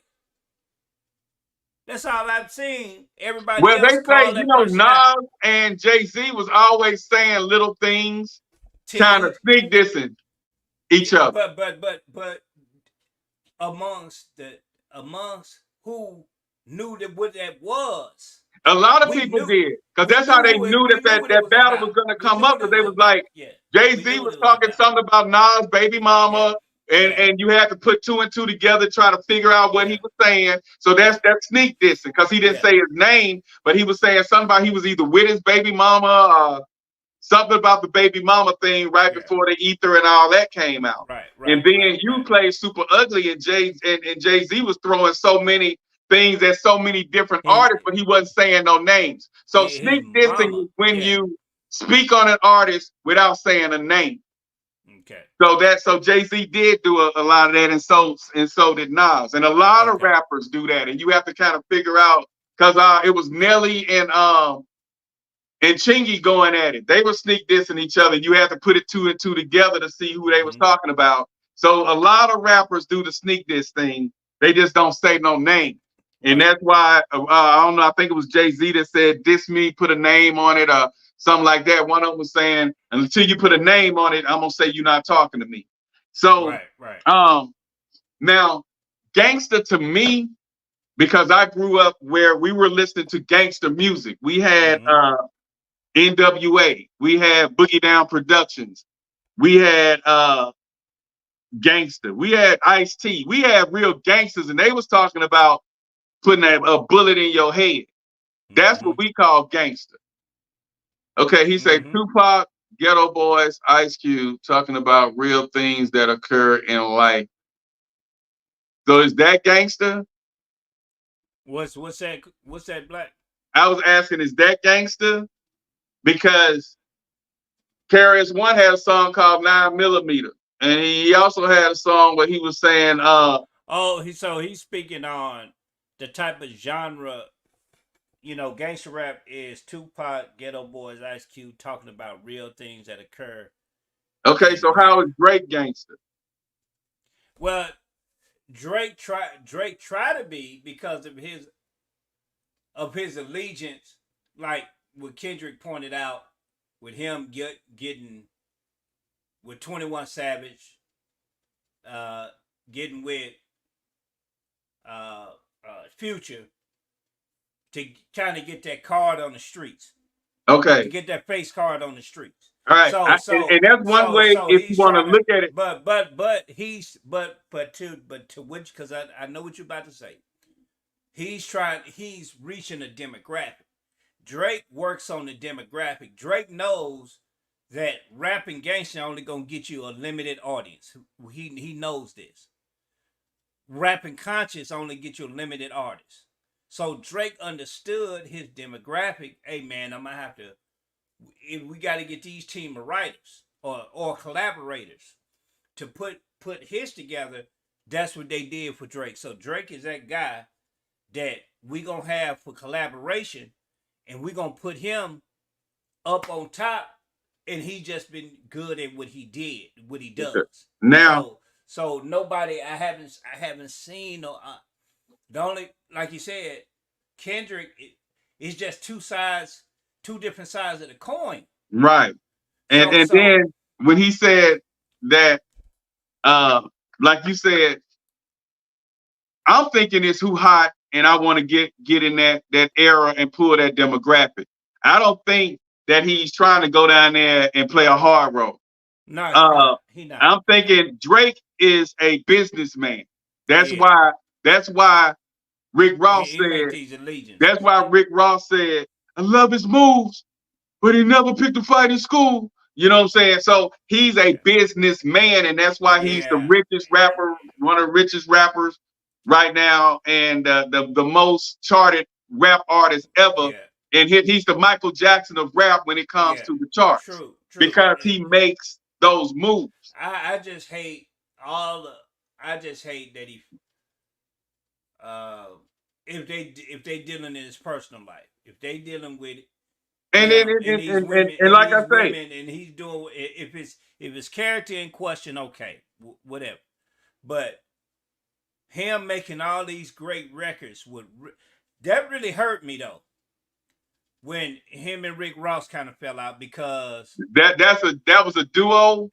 Every time I hear a song, it hurts me. I thought they was gonna make an album. That's what I thought. I thought an album was coming. With Drake and Ross. That's what I break thought. This down before I do. But Tony Robinson, they don't understand about ghostwriters. I'm gonna see if you can do it. If you can't explain it, I'm gonna go ahead. Jig ran with us. So he grew up in that era. But I'm saying then he should understand. A lot of times, a lot of us who grew up with us, we end up getting caught up into what the popular people say compared to what we know. No, we know he was in the studio. Okay, but let me around us. Okay, let me break it down. Let me break the ghostwriting. Let me break the ghostwriting down.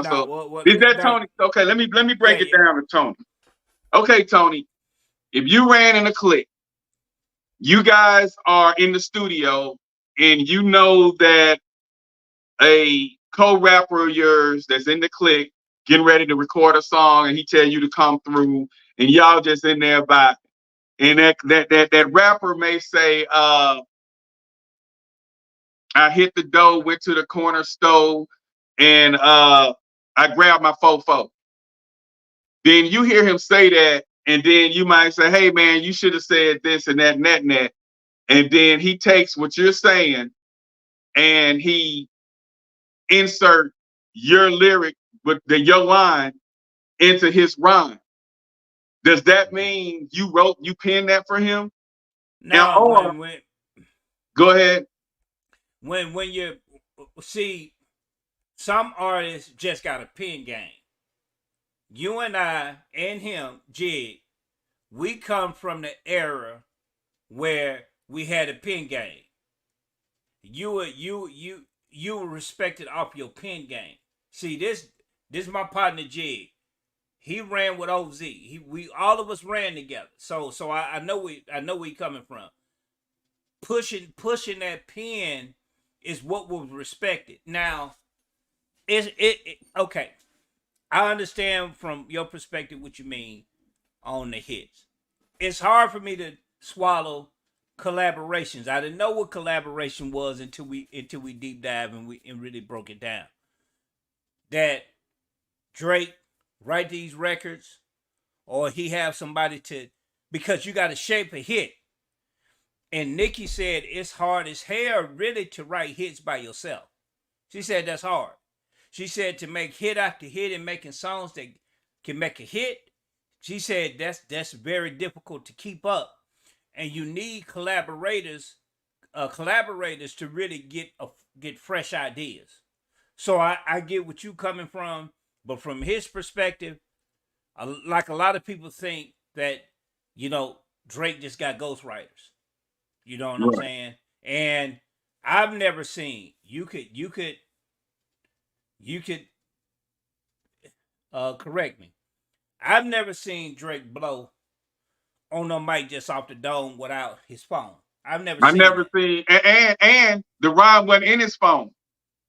He even admitted, what his name, Funkmaster Flex said wasn't nothing in his phone. He grabbed that phone to make him feel comfortable. The rhyme wasn't in his phone.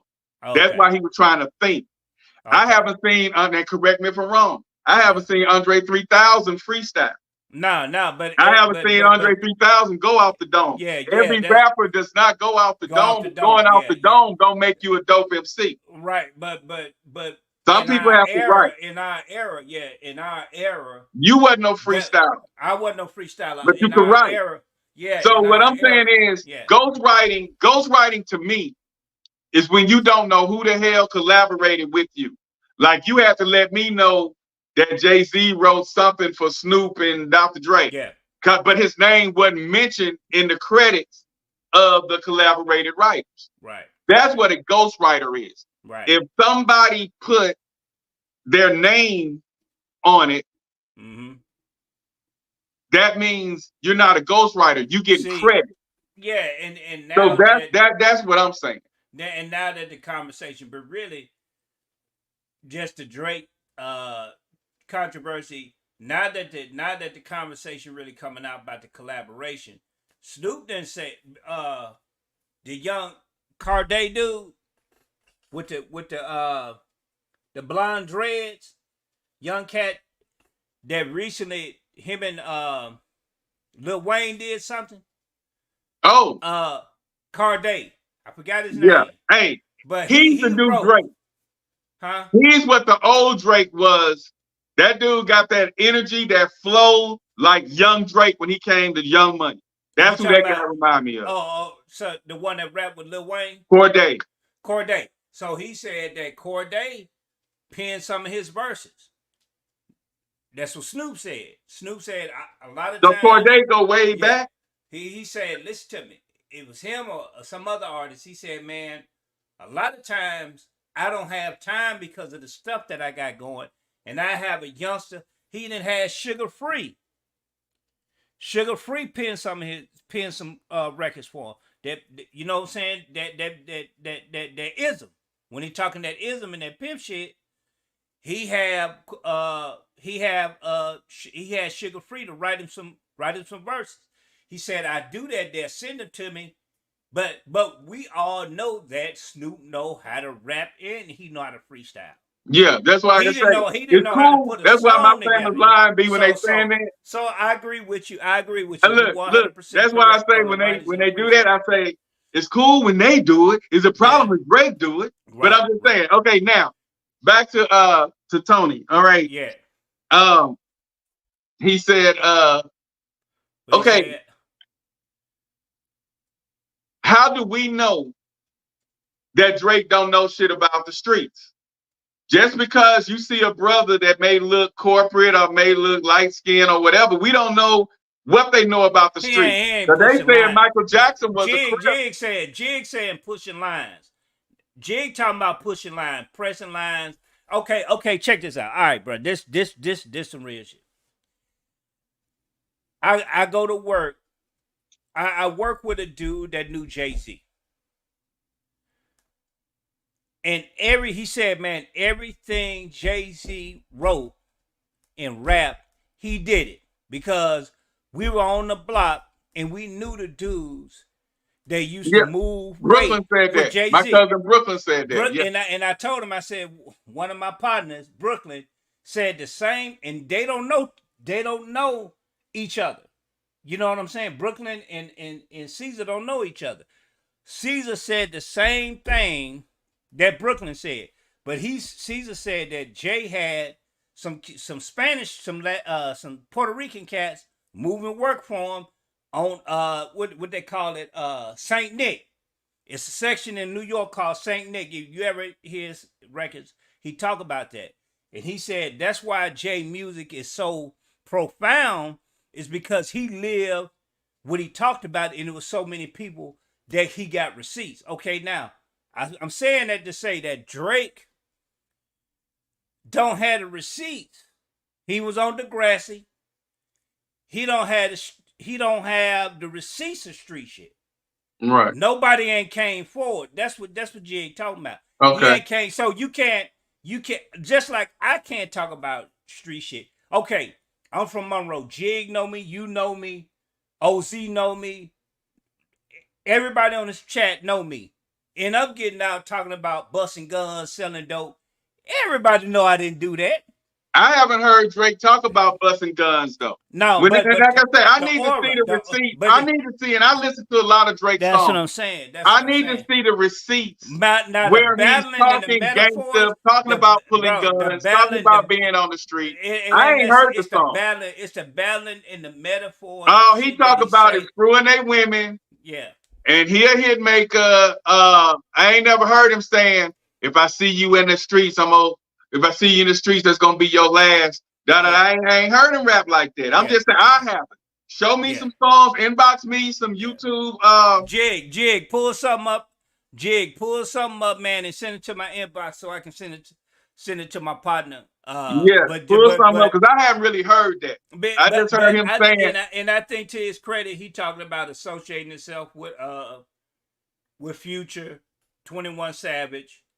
You know, linking up with these cats. Yeah, I mean, but that's for music. Linking up with Drake. That's for music. Drake linking up with him. And when he rap together. And when he and even when he was with 101, 305, and he doing I Look Alive, he just rapping. Even when he's with Sexy Red. Yeah. He just spit. When he with Rick Ross, he just spitting and he just talk about what was going on. Go back to Astra Martin. I hate that, man. I hate that, bro. Go back to Astra Martin. And I played Made Man. I don't know if I still got Made. Hey, man, they would have made a good collaborative album, man, if Drake and Rose would have did an album together, because they sound so good together, man. They sound good together, man. It's just, man, I just, when Rick came into the mix with it, I was just like, damn. You know what I'm saying? So, and then we don't know what bridges he burning in the industry with people. We don't know who toes he's stepping on. So we don't know that for it to get to the level that it's got. You know what I'm saying? So that's something that you got to look at, because, okay, he's a great artist. No doubt about it. We see that. Big boy, big status, big snow. We get that. But as an individual, who is he and why he's engaged in so many battles with different artists? Now, it was smart for J. Cole to bow out because he seen what can come with that, man. You know what I'm saying? So, it's a thing that we gotta see how it's gonna play out. Now, I mean, to me, that's dead. That's dead. Yeah, and I think it's rumors. That's dead. I think Kendrick finna drop his new album. Because that's over with. It's the Kendrick fans had never had so much to say up until now. But as far as the battle's concerned, the battle's over. Not like us. It started coming down the chart. Okay. So that's this weekend. Okay. And then when it falls from 1 to 3, that means it's gonna go ahead and Tommy Richmond cold, but I was just gonna tell you about Tommy Richmond. Richmond, so it's time for the Not Like Us to go ahead and die down. Now I'm gonna say this. And you may not you may disagree. Drake is on his dissension. For him to get that hit, that little trick in his armor, and he probably got to clear it out now. I think it's like this. Who he made up? Let me say this. Who he is really gonna show on what he gonna drop next. Right. Same thing with entertain. Is he gonna entertain? And then we got to see what Kendrick gonna do now, since we seen this side of Kendrick. Because I never exactly. Now this is what I think was gonna happen with Kendrick. Okay. He gonna wait till that song get to about 25, because it's dropping.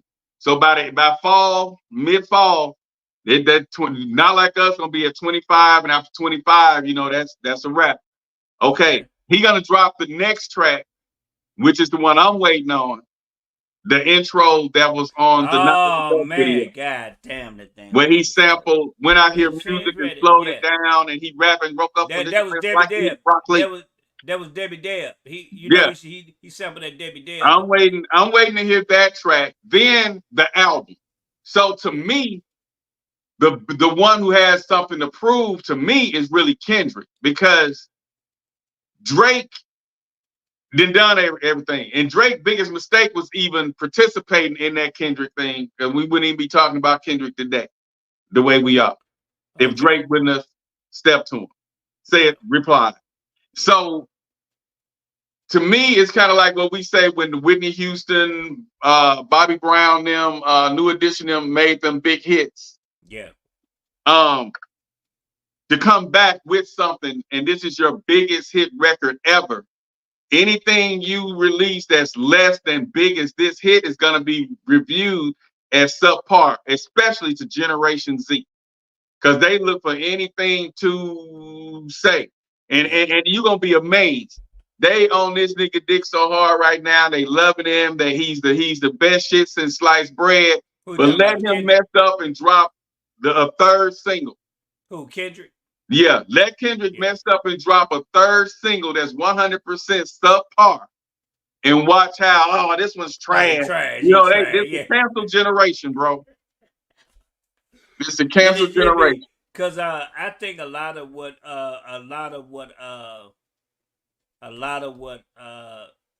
Three Stacks' problem is this generation. Yeah, I think that's why he be having some hot shit. And then they'll turn around and say it's trash. Yeah. He like, really? Really? Yeah, man, this generation here, man. Now, okay. So, man, he be saying. And another thing, we talk about Kendrick. Why do people don't want to give this man his motherfucking props, yo? Because he white, man. Bottom line, he white. He white. So that's what we've come to that point where. If you white, we can't give you. No. But when we grew up, Beastie Boys was the hottest shit ever. Man, was the hottest shit ever, man. And we all bumped the fucking Beastie Boys, and we were, and I think one or two of them was Jewish, and we didn't give a shit because the music was good. Yeah, man, listen. They feel that white folks stealing the culture. I'm gonna tell you something about hip hop. Hip hop is global now. We able to go across the world, do our thing. We able to do that. Go travel in different countries. We're doing more traveling now than we have ever done before. Okay, Mass Appeal just signed an Indian artist. Who did? Mass Appeal. This is Nas' label.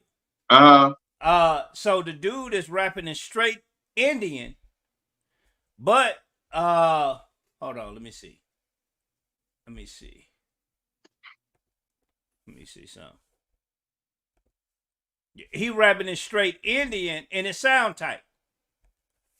You know what I'm saying? It sound real tight. Hold up. Mass Appeal. Because I'm gonna get you to share it. You can share it? Yeah, hold on.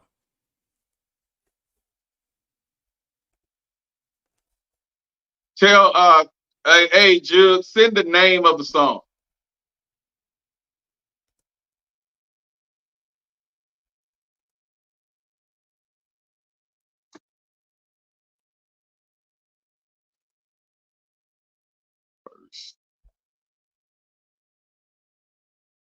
Let me see.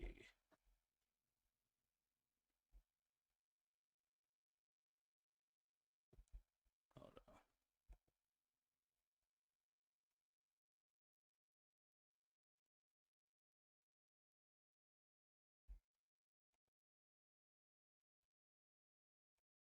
on. All right.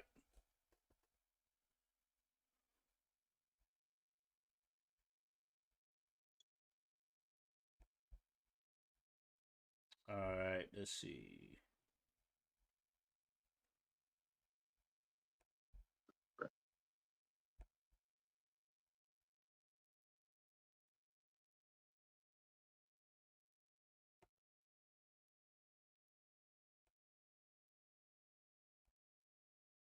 Could you see it? Wait, you sent a comment. Somebody did a comment. Okay, that was Tony. Uh-huh. Could you see this? Hold Hold up.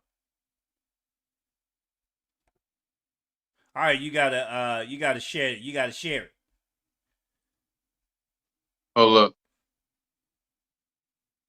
Let's see. What I go in the settings or something? Nah, you gotta present. See, because I don't have hosts. Okay. Yeah. Do I have to go all the way out to do that? No, just put it in there. Okay, I Like see. Yeah. like you put somebody and just bring it on.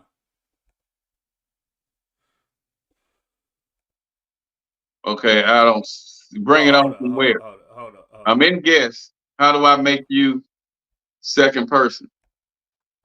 Hold up.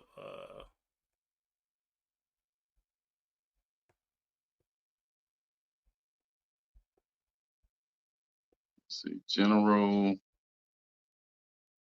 All right, and do you see this little other little artist at the bottom? All right, hold on. Let me get out of here. Okay.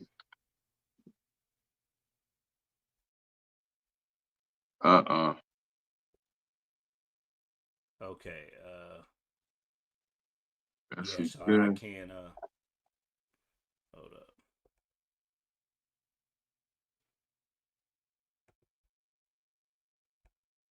Man, yeah, because it's this guy from India.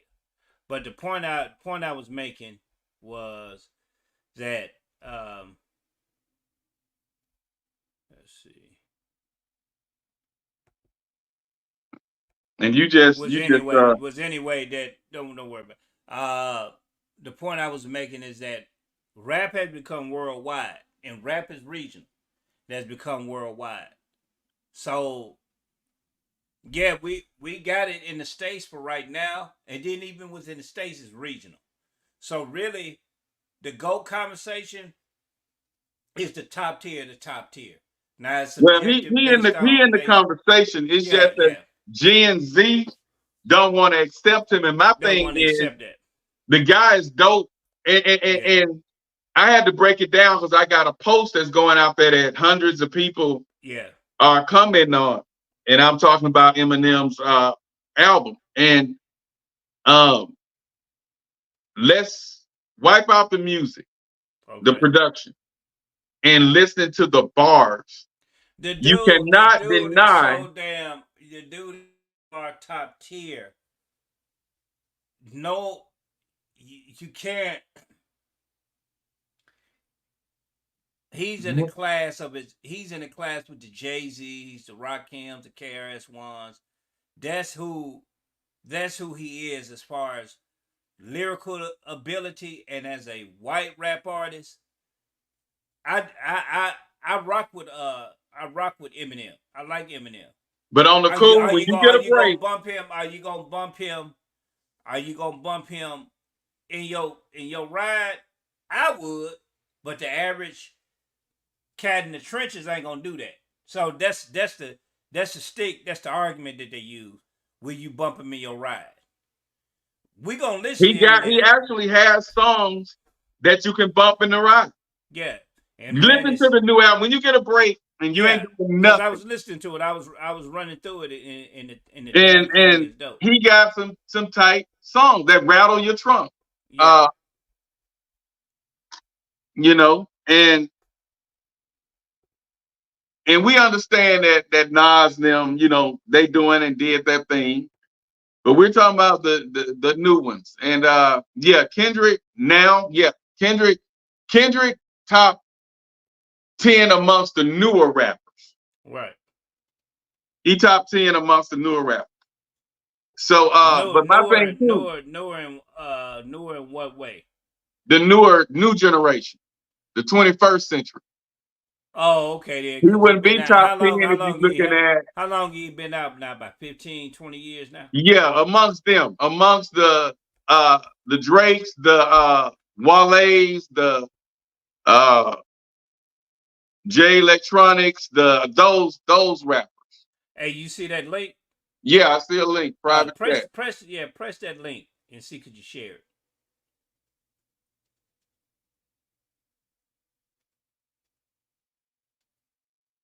He now signed him, Indian artist. I don't understand the word he's saying, but he signed it. But they're understanding worldwide how hip hop has been influenced worldwide in Japan. MC Chin was on Rough Riders. He was Chinese. So you got artists, man, that really uh that really man, rap is just evolving, man. It's just evolving. And it's just some people that has a staying power like the Jay-Z's, like man, KRS-One, he gonna forever be God, man. He's better than a lot of rappers a lot of rappers nowadays, lyrically. He just on top. And when you're goated, you just good for a long period of time. When you're goated, you personable. People love Okay. just being in your presence, Now and you saying that, they let me ask you hoping, this. yeah, Okay, I understand now what you feel, you know, the definition of goaded yeah. is. Okay, now, long period of time. Mm-hmm. What's considered a long period of time? When you're a long period of time, man, you pass 5 years, 10 years, you 20 years Okay. deep in this game, and you still in conversations. You can chart when you want to. You can really control your own narrative. You can ship platinum, and it sell out. You still can sell out shows. Now, Method Man, he got upset, and Method Man, one of the dopest MCs there is. He got kind of upset at Hot 97 because he felt like the younger crowd wasn't really connecting with him. But they were saying that if they wouldn't have did that little choreographed routine, it probably would have been better. But a lot of the older rappers really ain't feeling the younger generation like that. Do they have some trash music? A lot of it is. But you got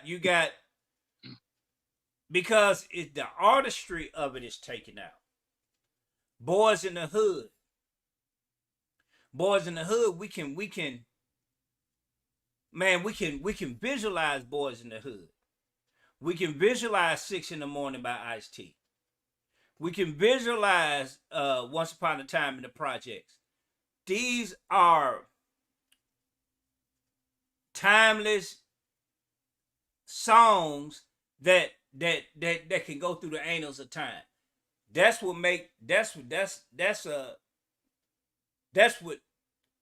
being a GOAT is about. That's having those type of songs that you can eat off of. Young MC said, Bust a Move.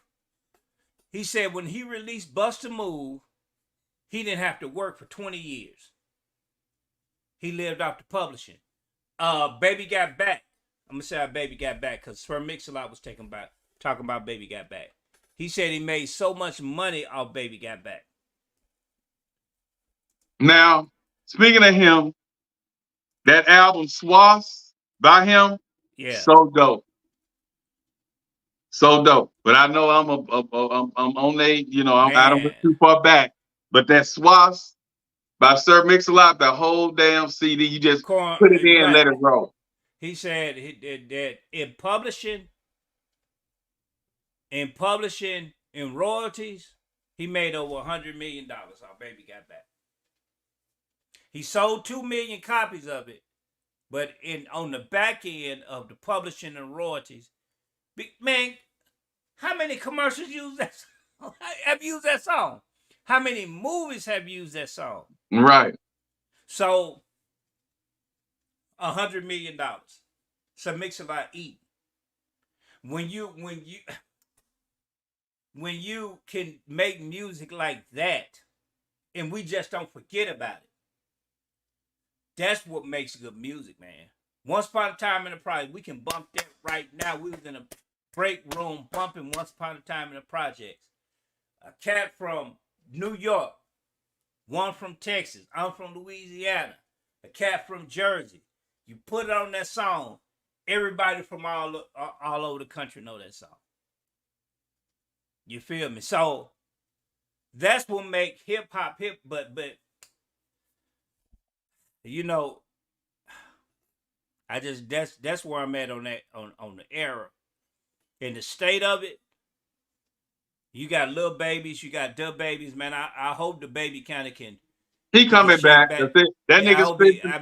He got to repolish his He image. Coming back and he's spitting some dope shit now. And then you looking at generation. But he been doing it. Yeah, but I'm saying once they tried to cancel him, he's came back with bigger and better stuff. If you've been following, and he will be back soon, very soon.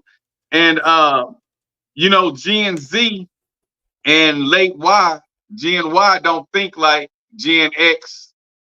So that's why I say this generation forgets a lot quicker than older generation. And they unforgiving and they don't like they are trolling. They're a trolling generation, but yet they'll see somebody unalive their kin people, and then 2 months later they go into the movies with them. So it's like the generation is different. Yeah, generation is totally different, but they do some wild stuff, man. So you're right. Yeah, so Gen Z gonna give you a pass because they're all about them. Mm-hmm. How I feel in this moment. Yeah. You know what I'm saying? It's not about, man, that's messed up what they did. Because that incident that happened in Monroe with the DJ who pulled a girl in front, whatever, and he's still able to walk around and do what he do. I never understood that. Oh, you're talking about your boy. Yeah. Yeah. So it's like, it's things that wouldn't have flew when we came up, man. That wouldn't hell to the no. But so the generations are different. They'll hate you today and love you tomorrow, and then they wait. Don't nobody take up for each other. It's like we're gonna go with whoever's popular, right? Whatever the popular, like who everybody going for, that's what I'm gonna go for, whether I like them or not. But I'm gonna tell you, well, I'm really such and such, since everybody likes such and such. I'm just gonna support them because everybody want to be together. Very few of them take a stand and say, well, I'm not doing this, or I don't like that, and they not the best, and da da da da da. They gonna go with, if you know Richard won that fight, but everybody's saying Mike won it, you gonna say, well, I don't know, but Mike did get some good licks in though. And then you gonna start swaying toward Mike because everybody in the crowd, 80% of everybody in the crowd went for Mike. Even though you saw Richard do him down, and the only reason that they broke it up was Richard slipped and fell, and the other guy started stomping him. Then they broke it up. But since Richard failed and began to stomp and they broke it up, they gonna say Mike won. But y'all saw all them clock, them ooh wee knots that Richard was putting on Mike's head. But everybody went for Mike because Mike more popular. Mike dating the most popular girl. Mike from the most rugged hood.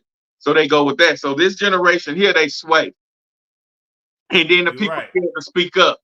And you notice this on the job. People would know you right all day, but not step up on the job because that's just not how they do that.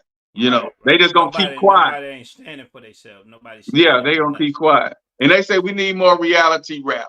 And I agree, you know, but this generation not about reality. They not about that now. And then like I used to say back in the day, Jig. I mean, what is that, Jig? Jig. What I used to do back in the day, Jig, I was a lyricist that rap reality. Yeah. If I was in a relationship, if I was out on the street with the yayo, whatever, I only could rap about what I was doing. And when I got out of the streets and was still trying to be in rap, it was hard to write because I wasn't doing shit no more. You know, when I was out there in the street, you know, I was like, I'm still moving weight in high estate. My clients stay fly. Don't mess with hood rats, cause and I was just going off. That's what I was doing. You know what I'm saying? When I was stick up kid, I did a little of it all because my folks had me sheltered. So I tried a little of everything to try to see what I was missing. But I used to step out there and say, but when I got out of the street and I started trying to rap, then when you get a girl and then y'all together and then you still in there rapping about smoking Optimos and wearing some of the finest clothes, taking everything from white bitches to Latino hoes, and then she looking at you like, why are you rapping? You messing with some Latinos, so I had to get away from that. And I was like, well, shit. So that's what got me really into producing, because I couldn't really rap my reality stuff no more. Because I wasn't out there no more. I wasn't on the corner. I wasn't stick up kid, And I couldn't let it be known that I was dipping in different women's homes. You know what I'm saying? So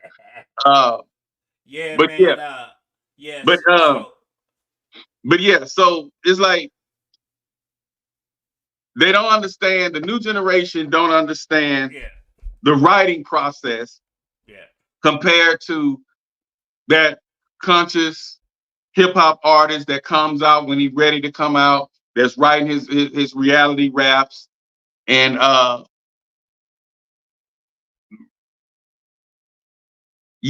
but that ain't gonna really that ain't gonna really sell. So and I used to say a lot, Tony. I used to say a lot, Jig, you're right. I used to say a lot, Jig. In the era. Either you gonna make and my preach used to be to the artists that was under me and that I produced for, that I had on my little label. My thing would be, okay, either you're gonna keep it real or you're gonna make some money. So what you want to do? You're gonna keep it real and rap about you being hungry, you coming home, you being hungry, you plucking roaches out the cereal box, or you gonna make that hit that's gonna be on the radio that can actually cross over. But the thing is this, because I'm adding to you, because we're gonna land it, because I got to get up. Yeah. Me too. 9:30, we gonna quit it. Yeah, that just Public Enemy still doing music. And it's tight. It's dope. And the albums are tight. The albums are really, really tight. Yeah, The new I albums are heard them. really tight. The last album they did about Cause, 2 years ago. because they was in the early stages, bro. They was in the early stages of. They was one of the artists in the early stages of putting their music online. They was one of the earliest groups back then was putting their music online because labels didn't have control. So now you got 300 Entertainment with David Moskowitz and Leo Cohen. They say, okay, so they online, so we finna buy a stake in YouTube. And we're gonna control the music and distribute it through YouTube since they not buying records anymore. So, but Public Enemy started that early in the game. And they got some tight music right now. It's just not on the mainstream. Because they wanna push this narrative, push this garbage, pushing perks, stuff like that. So you know. But yeah, man, so that's So basically what that is. Kendrick is in the GOATs talk now. Yeah, yeah. He's always been a good artist. He's always been one of the top tier lyricists. Yeah. He just never put out as much as like Drake said. I'm glad that I got you writing more, giving more to give your fans, and that's the most he ever put out at one time. It's like a mini album. So and coming up with the #1 song of the year, I don't see another song remotely matching that. And then the one that he's gonna release next is not gonna match the Not Like Us. Not Like Us is what we call a timeless piece that will never probably be matched in the world of hip hop again. You know what I'm saying? It's really gonna take some type of movement. Even if they try to do a movement, I don't think it'll reach the levels that Not Like Us did, because the industry was also needing that West Coast vibe, because West Coast hadn't been really mentioned in a minute,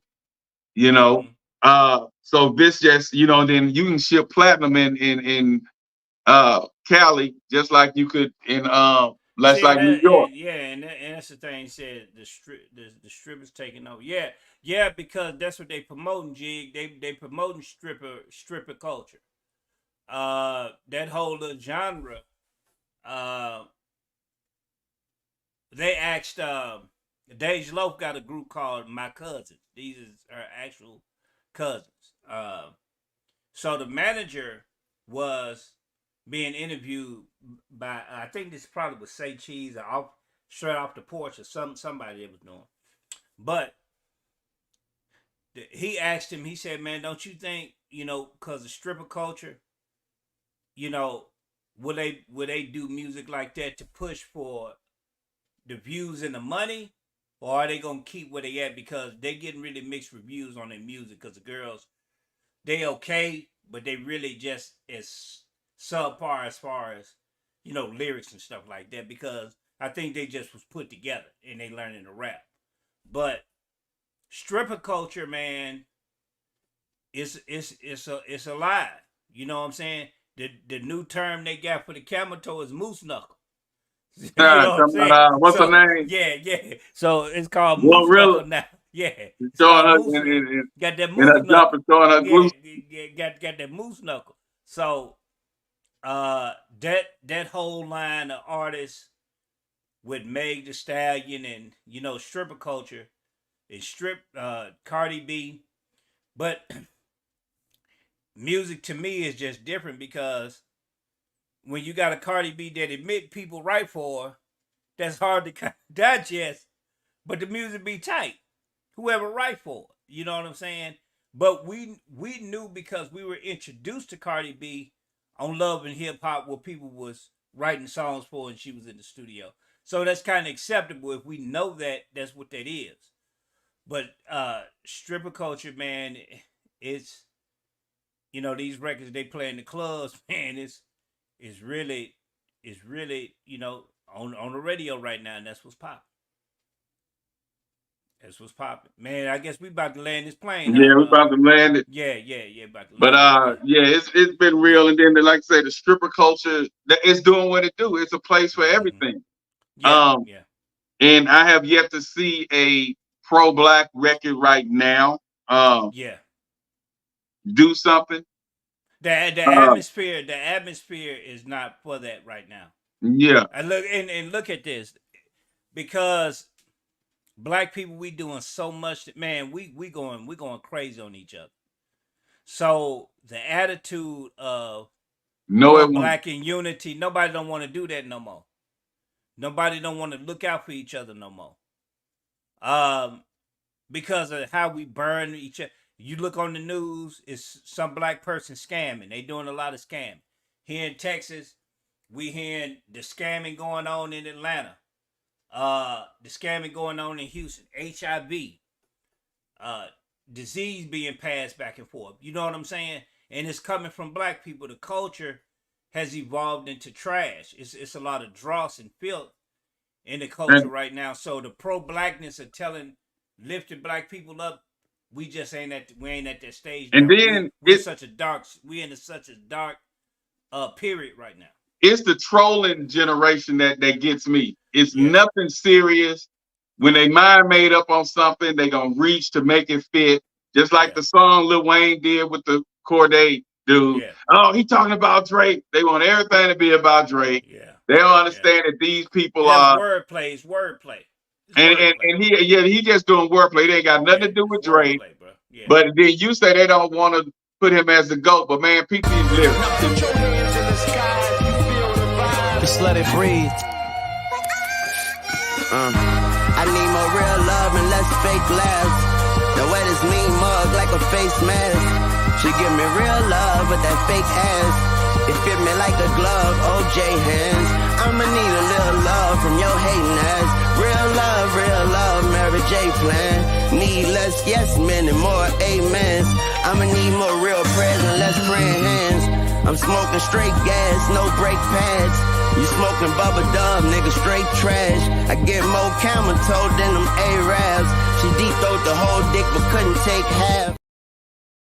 That's dope. That's dope. But y'all don't want to put him as the GOAT. Yeah, And then y'all saying that verse is supposed to be about Drake.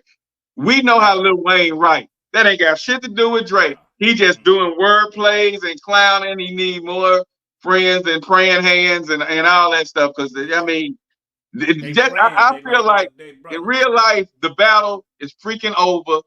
They done moved on.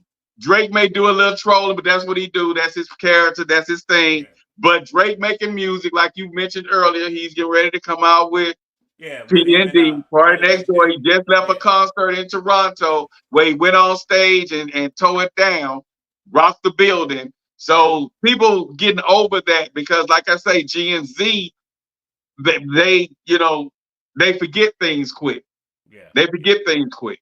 Mm-hmm. You know, and so I think he's done moved on from that. He done leaked a couple of songs. He got on Yachty for leaking a song. They kind of had their little words because Yachty leaked a song that wasn't finished and things. But and then he's stopping people from going over to Canada to perform. I feel like Canada don't want what happened with Rick Ross to happen over there with any other artist from Top Dog, T.O., whatever y'all call it. That's what I think. I don't feel like if okay, so I'm like they reaching. Either Drake don't have the pull in Toronto or he has to pull in Toronto. Which one are they gonna go with? Because first they say he don't have it when Lil Bizkit announced him and he got a boot. I just showed the Party Next Door concert where they was going wild while he was on stage. Now they saying that he controls what artists come into the city. Nah, it's like this, man. Boosie said it best, and he said, and this gonna be my last little comment. He said, right. He said that with Drake and Kendrick, he said, man, he said a lot of times it's the cats.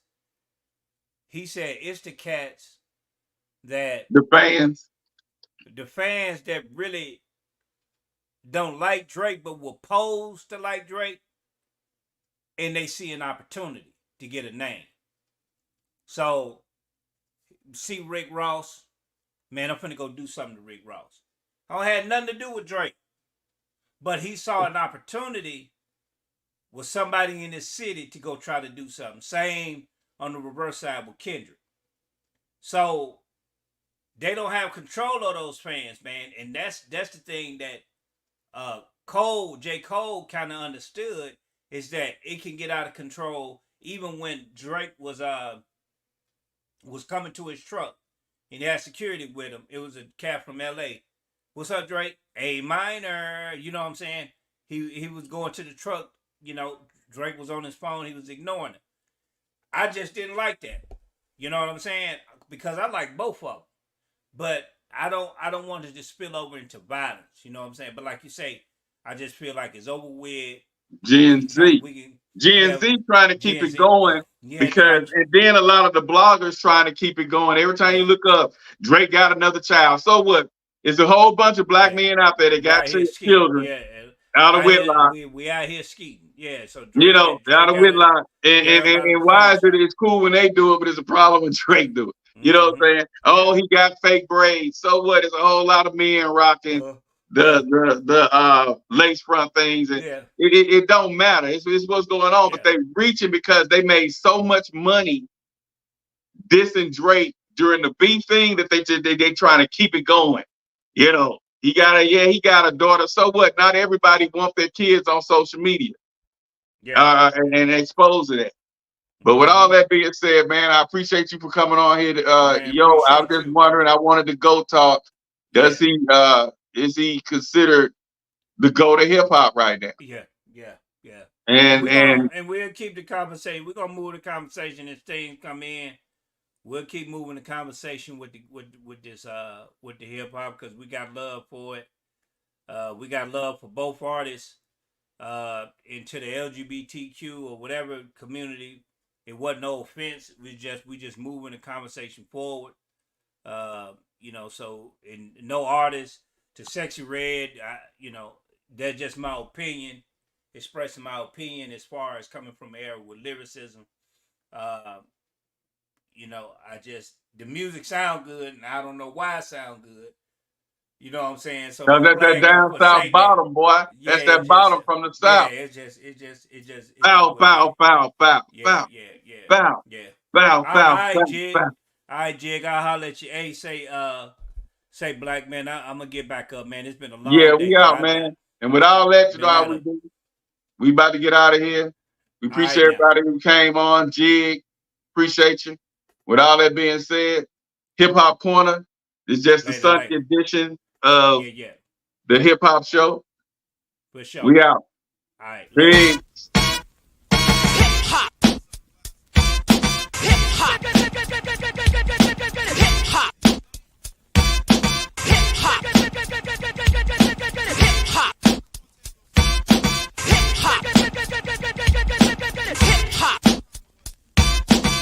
And what it meant to DJ Scott.